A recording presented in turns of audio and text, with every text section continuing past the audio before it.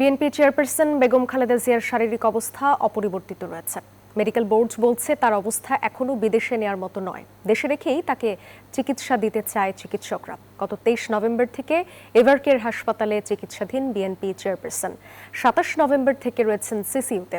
সাবেক প্রধানমন্ত্রী দীর্ঘদিন ধরে আর্থ্রাইটিস, ডায়াবেটিস, কিডনি, লিভার, ফুসফুস, চোখের সমস্যা সহ নানান জটিলতায় ভুগছেন।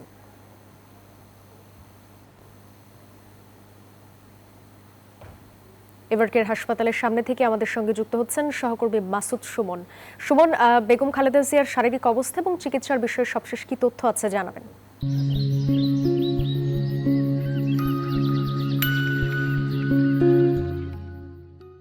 বেগম খালেদা জিয়ার শারীরিক অবস্থা আপনারা যেমনটি বলছিলেন অপরিবর্তিত। আমরা যেমনটি জানতে পেরেছি বিভিন্ন সময় অর্থাৎ কিছু সময় কিছু দিক উন্নতি হয়, আবার কিছু সময় কিছু দিকের অবনতি ঘটে। বিশেষ করে যেমন শরীরে রক্তে অক্সিজেনের পরিমাণ কিছু সময় কমে যায়, আবার কার্বন ডাইঅক্সাইডের পরিমাণ বেড়ে যায়, বা ফুসফুসে যে ইনফেকশন সেটির পরিমাণ ওঠানামা সব কিছু মিলিয়ে এই বেগম খালেদা জিয়ার শারীরিক অবস্থা ঠিক আগের মতোই রয়েছে। এবং আসার কথা সেটি হলো তিনি ঔষধ গ্রহণ করতে পারছেন, এবং চিকিৎসকরা সর্বশেষ যেমনটি জানিয়েছেন এবং তার পরিবারের পক্ষ থেকে, বিএনপির পরিবারের পক্ষ থেকে বা বেগম খালেদা জিয়ার পরিবারের পক্ষ থেকে এই গণতন্ত্র, স্বাধীনতা এবং জাতীয় ঐক্যের যে প্রতীক বেগম খালেদা জিয়া, তার জন্য দেশের সবার কাছে দোয়া চেয়েছেন তিনি যেন দ্রুত সময়ের মধ্যে সুস্থ হয়ে আবার দেশের মানুষের কল্যাণে কাজ করতে পারেন এমন দোয়াই চেয়েছেন। এবং আজকের দিনে বিএনপির পক্ষ থেকেও সারা দেশের মানুষের কাছে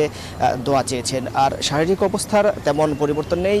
ডাক্তাররা যেমনটি বলেছেন, যদি বাহিরে নেয়ার মতো পরিস্থিতি হয় ডাক্তাররা সর্বক্ষণ পর্যবেক্ষণে রেখেছেন, যদি উন্নতি হয় তাহলে দেশের বাইরে উন্নত চিকিৎসার জন্য নিয়ে যাওয়া হবে। তো এভারকেয়ারের সামনে থেকে এই ছিল আমার কাছে সর্বশেষ।